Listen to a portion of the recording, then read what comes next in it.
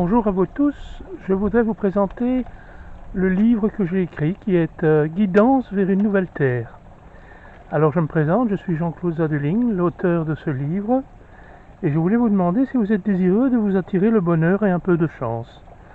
Si le chemin que vous avez emprunté jusqu'ici vous a-t-il permis l'épanouissement de votre être? Et combien de blessures tout au long de votre chemin vous ont donné la possibilité de guérir? Nous avons tous le sens du bonheur et de la sagesse, mais encore faut-il la laisser nous enseigner de l'intérieur. Ne vous empêchez pas d'exister pleinement, car chacun de nous est indispensable à l'autre, et c'est cela qui fait avancer l'humanité.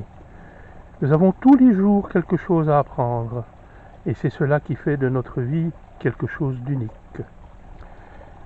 Redonnez-vous le pouvoir, et ne laissez pas les autres prendre votre pouvoir, parce que c'est souvent comme cela que l'on perd son véritable bonheur.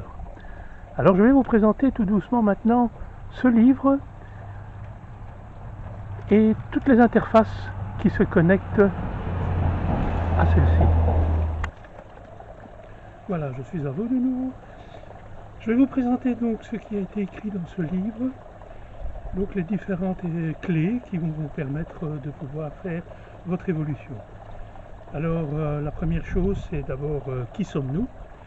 Important de savoir ce que nous sommes sur cette terre, ce que nous sommes venus faire, quelle est notre mission de vie, et tout un chacun devront trouver le moyen de pouvoir poursuivre cette mission de vie. Bien entendu, nous avons souvent, je ne vais pas dire oublié, mais par exemple moi, j'ai 63 ans, et je viens de trouver ma mission de vie il y a seulement quelques années. Donc parfois on passe à côté de sa mission de vie sans savoir exactement quelle est-elle et où on va. Donc ce sont tous des paramètres qui vont vous mettre, qui vont vous guider, on va dire, pour trouver votre vraie mission, savoir si vous êtes dans celle qui est la vôtre ou peut-être dans celle qui est à côté. Hein. Vous pouvez aussi vous tromper, vous pouvez prendre la mission de vie de quelqu'un d'autre. Je vais dire sans savoir pourquoi, hein. Donc là c'est vous qui voyez. Donc ce sont toutes des petites clés qui vont vous permettre de bien vous guider. Les lois de l'univers, bien sûr, l'univers est régi par ses propres lois, qui sont les lois divines, et dont nous avons tendance à les négliger ou les oublier. Alors sur cette terre, nous avons des lois gouvernementales que nous appliquons, et quand nous ne les appliquons pas, si nous passons à travers et que nous ne soyons pas pris, pas de problème, nous avons la chance de nous éclipser, mais les lois divines, ça ne fonctionne pas comme ça. Les lois divines, si vous ne les respectez pas, vous vous sanctionnez vous-même. Et bien souvent, c'est inconsciemment, parce qu'on le fait pensant toujours bien faire, parce que c'est la nature même de l'être humain. Il pense toujours qu'il fait bien, même quand il fait mal, il pense qu'il fait bien. Mais la loi de cause à effet nous donne le réajustement des vraies valeurs de ce que nous faisons. Donc c'est important de savoir exactement ce qu'il faut faire pour bien être ajusté par rapport aux lois divines. Personne sur cette terre n'arrive à les faire avec précision et à les respecter à 100%, sinon nous ne serions pas là, nous serions, je vais dire, pas des dieux, mais presque. Alors la mémoire du conscient et du subconscient aussi que nous développons dans ce livre, ainsi que l'intelligence du cœur, qui n'est pas non plus, qui est très importante, pas dédaigner. Être différent, parce que nous sommes tous nés de la même source divine, mais nous sommes tous différents. Nous avons à accomplir des choses, même si elles sont identiques les unes des autres à tout un chacun, elles sont différentes pour chacun d'entre nous. Parce que chacun d'entre nous va les faire à sa manière, et avec ses perceptions et avec sa sensualité. Et ça, c'est très important. Les connexions divines, parce qu'il ne faut pas les oublier, les connexions divines, elles sont là. Et comme je dis souvent, vous avez quand vous prenez une pièce de monnaie, vous avez le côté pile et vous avez le côté face. Quand vous voyez un côté, vous voyez le côté pile, par exemple. Donc le côté face, vous ne le voyez pas. Alors vous allez me dire, si je retourne la pièce, je vais voir le côté face, bien entendu. Et c'est ce que nous allons faire, nous, ici, avec le livre. Nous allons retourner la pièce et aller voir ce qui se passe du côté face, parce que les connexions divines, elles sont présentes. Le monde parallèle, il est là, il est avec nous, constamment, tout le temps, nous aide, partout. et il ne faut pas l'oublier. Il faut savoir seulement qu'il existe, il y a moyen de travailler avec lui, il y a moyen qu'il vous entende, il y a moyen d'être dans l'amour. Tout ça sont des possibilités auxquelles nous avons accès, mais parfois nous ne savons pas comment le faire. Donc ce sont des petites clés qui vous donnent accès et comment le faire plus ou moins bien, avec ses perceptions à chacun. Tout est détaillé. Alors nous avons aussi le nettoyage de notre maison intérieure et le nettoyage de notre maison. Donc c'est en fait pour bien cibler les énergies de manière à obtenir ce qu'il y a de mieux dans les énergies, c'est-à-dire les bonnes énergies. Et de laisser les énergies néfastes au néant. Quoique rien n'est perdu dans l'univers, tout est remplacé. Mais prenons les meilleures énergies pour nous faire avancer. On gagnera un peu de temps et le temps pour nous est compté puisque nous n'avons qu'un espace-temps assez réduit, même s'il paraît long pour certains, mais assez réduit pour faire notre mission de vie. Alors, l'ambassadeur de Terre, l'ambassadeur sur Terre, nous avons, si vous voulez, des gens qui sont ambassadeurs sur Terre et qui sont venus ici pour nous aider et qui ont une petite flamme intérieure plus puissante de manière à aider chaque individu et avec une connaissance et des perceptions qui sont tout à fait différentes des nôtres. Ils ont développé, si vous voulez, et puis c'est leur mission de vie, ils ont développé des extrasens, si vous voulez, pour nous aider.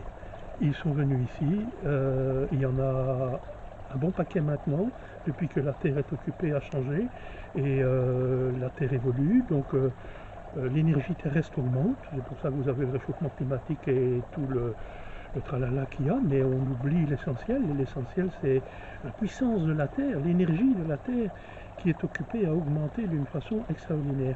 Et c'est pour ça que vous avez tous ces, je ne veux pas dire cataclysmes, mais toutes ces choses qui se passent maintenant, qui étaient peut-être moins perceptibles avant, parce que les énergies terrestres étaient beaucoup plus basses, et maintenant elles s'amplifient énormément, et elles doivent nous faire prendre conscience que quelque chose est occupé à se produire et qu'un nouveau monde, entre guillemets, est occupé à s'ouvrir. Alors nous devons en faire partie si nous le voulons. Ça c'est le libre arbitre de chacun. Chacun est libre d'accepter de pouvoir avancer à son propre rythme et avec sa propre perception. Et c'est pour ça que nous avons la possibilité, chacun, de pouvoir mettre sa petite touche à l'humanité. Nous avons bien sûr le bien-être pour nous et les générations futures. C'est très important pour la suite des événements parce que on n'arrête pas l'histoire continue et même sans nous, il n'y a pas de souci. Nous ne faisons qu'un petit passage, mais nos générations futures ne sont pas là pour récolter toutes les affaires néfastes que nous avons engendrées à cette malheureuse petite terre. Donc nous sommes là aussi pour essayer de rectifier nos erreurs et rectifier le tir de ce qui a été commis. Nous avons les prières, quelle que soit la religion, ça n'a aucune espèce d'importance. La prière principale, c'est la prière du cœur, qui s'adresse à l'univers ou qui s'adresse au divin. Quel que soit le nom que vous lui donnez, Bouddha, Allah, Jésus, Dieu, ça n'a aucune espèce d'importance, mais la prière est importante pour se reconnecter à sa source divine. Donc il ne faut pas la négliger non plus. Vous savez, comme je dis toujours, tout le monde a besoin d'amour sur cette terre. Et l'amour doit être distribué aux animaux, aux plantes, aux humains bien entendu, mais aussi à notre Créateur. C'est important parce que lui aussi a besoin de son amour et de se sentir aimé par nous humains. C'est quand même, ne l'oublions pas, lui qui nous a donné la vie. Ne le négligeons pas surtout. Alors nous avons la réflexion sur certains types de comportements parce que nous avons des comportements malsains, des comportements très sains, et nous avons des réflexions à faire et je vais dire des profits à en tirer. Et quels que soient les comportements, qu'ils soient malsains ou bons, il y a chaque fois des choses que nous pouvons tirer de ces comportements. Alors comme je vous disais, le travail avec le monde supérieur, c'est très important. Alors, il faut savoir qu'il existe. Il y a moyen de travailler avec lui, il n'est là que pour vous donner de l'amour et que pour vous aider. Et même si parfois dans les souffrances qui sont les plus terribles, et je le sais, je suis bien placé pour le savoir, j'ai engendré toute ma vie des souffrances extraordinaires, j'ai perdu un enfant, j'ai perdu tous ceux que j'aime, je vous passe tous les détails, tout ça est raconté dans mes livres, et à chaque fois, ce qui m'a aidé à en sortir, parce qu'il y a chaque fois des échappatoires, il y a chaque fois des portes de sortie, Et elles sont importantes, et elles sont importantes à partager avec vous, parce que, comme je dis toujours, normalement, sur cette terre, chaque être humain devrait veiller au bien-être de l'autre, de façon à ce que il n'y ait plus de guerre, il n'y ait plus de souffrance, ou moins de souffrance, parce que bon, on n'enlèvera pas la perte de quelqu'un, ou on n'enlèvera pas la perte d'un être cher, ça c'est quelque chose que de toute façon on ne peut pas contrôler. Mais il y a moyen de prendre soin de l'autre, il y a moyen de partager des choses qui vont vous permettre de sortir un peu de l'embarras de cette souffrance. Et ça c'est important. Alors il y a la foi, bien entendu chacun à notre niveau, avoir notre propre foi. Il y a l'ego, alors l'ego peut être votre ami et l'ego peut être aussi votre ennemi. Alors vaut mieux le prendre comme ami parce que souvent on dit oui mais l'ego est trop fort, la personne est forte. Oui ok, mais les gens qui ont un fort ego, bien souvent, c'est vrai, c'est mal à l'aise et ça donne et ça crée beaucoup de souffrance. Parce que plus vous avez d'ego, plus vous avez de souffrance. En principe, c'est lié. Mais vous pouvez prendre l'ego à votre parti plutôt que de le prendre comme un ennemi. Donc, c'est-à-dire, ce fameux ego que vous avez en vous et que nous avons en nous, même moi, peut nous servir à nous aider à avancer et non pas à nous retarder. Ça, je vous expliquerai, c'est marqué dans le livre. Toutes des petites clés qui vous donnent des avantages. Alors, bien entendu, après l'ego, il y a la vie de tempête. La vie de tempête, c'est ce que nous sommes occupés à vivre maintenant, avec ce fameux coronavirus qui nous a engendré une peur bleue à tout le monde, qui nous a permis d'être dans un chaos incroyable, alors que c'est un petit virus qui n'est même pas visible et qui a donné à la Terre entière de graves soucis. Et même, je dirais, beaucoup de morts et beaucoup de souffrance. Donc voilà, il faudra vivre avec. J'en parle parce que c'est important, ça génère une peur et cette peur il faut pouvoir la contrôler et il faut pouvoir aussi savoir comment et la contrôler et la dominer parce qu'il ne faut pas se laisser envahir par la peur. Donc nous avons aussi l'éveil de l'âme, parce que l'éveil de l'âme c'est très important, c'est ce qui va nous permettre d'avancer. Notre corps physique qui est en général très beau et dont nous faisons paraître le meilleur jusqu'à un certain âge, puis à un moment donné notre corps commence tout doucement à nous lâcher et on se dit tiens, on n'est plus si beau qu'à 20 ans, même si on est encore bien, on n'est plus si beau qu'à 20 ans, mais notre âme à l'intérieur de nous-mêmes, elle est restée jeune, elle est restée comme à notre naissance. Et elle n'attend qu'une chose, c'est de pouvoir se réveiller pour se mettre au grand jour. Et plus belle elle est, et plus belle vous la verrez. Et vous verrez qu'il y a moyen de faire des choses extraordinaires en découvrant son propre âme, ou sa propre âme, pardon. Alors vous avez les rêves, nous en faisons tous les jours, hein. Mais il y a des rêves prémonitoires, il y a des rêves qui nous permettent d'avancer aussi, et chaque rêve a aussi sa particularité et sa fonction, soit de nous aider dans des épreuves que nous avons vécues toute la journée, ou soit de trouver des solutions à certains problèmes aussi, dans le boulot, ou n'importe où. Et ces rêves peuvent nous apporter énormément, il faut savoir aussi parfois les interpréter. Trouver sa route, bien entendu, c'est ce que je vous ai dit au début, très important de trouver sa route parce que ça va nous permettre de savoir si on est sur le bon chemin de vie, si on n'a pas fait une petite erreur. Moi, personnellement, j'ai été 3 fois désorienté et à chaque fois, si vous voulez, l'univers m'a rattrapé en disant « Oh, oh, tu n'es pas sur ton bon chemin de vie ». Ici, j'ai vécu une mort imminente, j'ai été de l'autre côté, ici, dernièrement, tout à fait dernièrement. Et quand je suis revenu, je vais dire de la lumière, on va dire comme ça, je suis revenu avec une mission de vie qui est en fait d'écrire des livres sur une école de vie, parce que une école de vie c'est fondamental, on n'en a pas.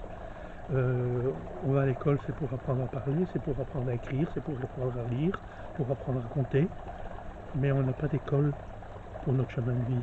On n'a pas d'école de spiritualité, on n'a pas d'école pour nous donner les principes fondamentaux de la vie sur cette terre, de ce que nous sommes venus faire, parce que c'est l'essentiel, c'est notre mission de vie.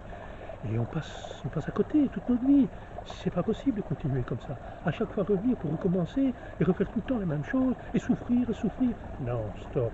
Maintenant il faut arrêter, il faut se prendre en main, il faut dire ok, maintenant moi je me prends en main et je veux savoir ce que je suis venu faire ici, pourquoi je suis venu Et il faut que je fasse ma mission, parce que j'ai quand même envie d'arriver au bout. Hein. À un moment donné, il faut arriver au bout, quoi. Il y a un début, il y a une fin à chaque chose. Donc voilà, l'altruisme, c'est très important aussi l'altruisme, surtout à l'époque où nous vivons. L'altruisme est quelque chose de fondamental, je dirais.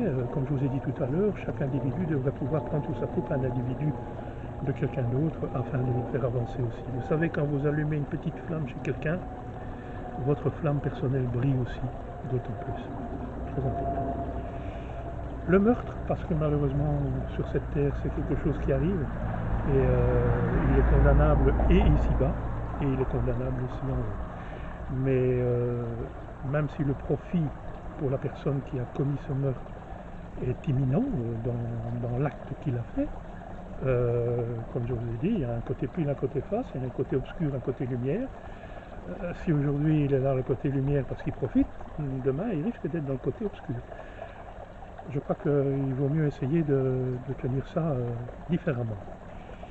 Puis nous avons le suicide parce que bien souvent les gens sont poussés à un tel extrême et à une telle souffrance que parfois ils ne voient même plus, plus de raison de vivre, comme on dit.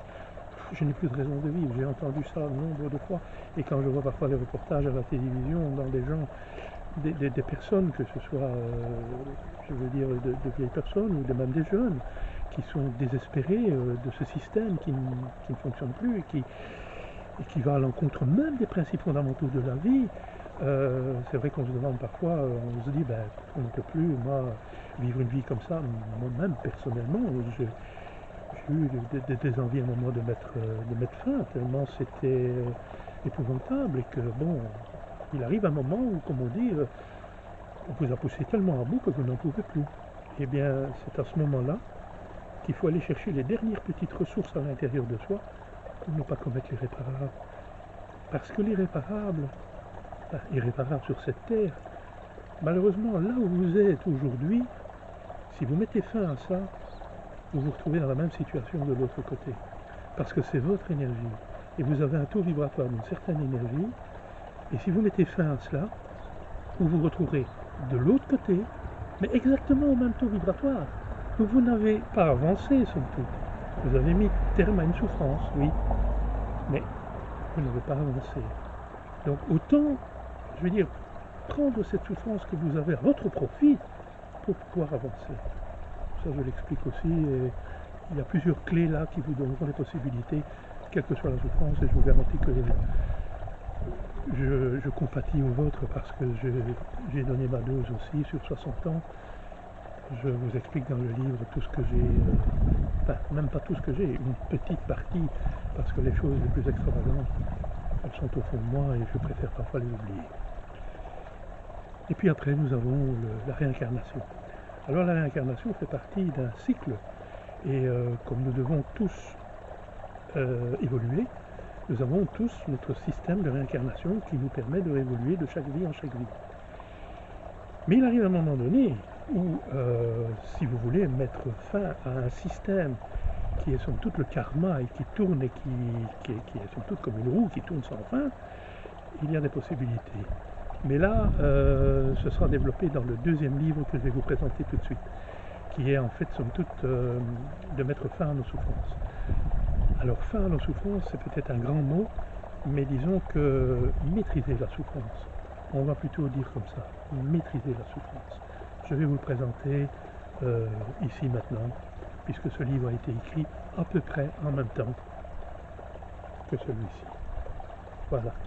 Donc je vous répète, il est disponible chez l'éditeur Le Livre en papier, et vous pouvez le commander dès maintenant. Il est disponible au prix celui-ci de 17 €. Il y a énormément de clés, énormément de possibilités, énormément de détails. J'ai voulu œuvrer avec passion et amour, vraiment pour vous partager tout ce que je peux partager avec vous. Bien entendu, vous pouvez toujours poser des questions dont je serai honoré d'y répondre sans aucun problème. Mais je vous conseille vraiment, si vous voulez avancer, d'aller chercher ces clés dans ce livre, qui est un livre, je pense, fantastique à tout niveau. Le deuxième aussi l'est, mais il est différent de celui-ci. Je vous l'explique tout de suite. Je vous remercie infiniment et surtout, prenez soin de vous. Merci.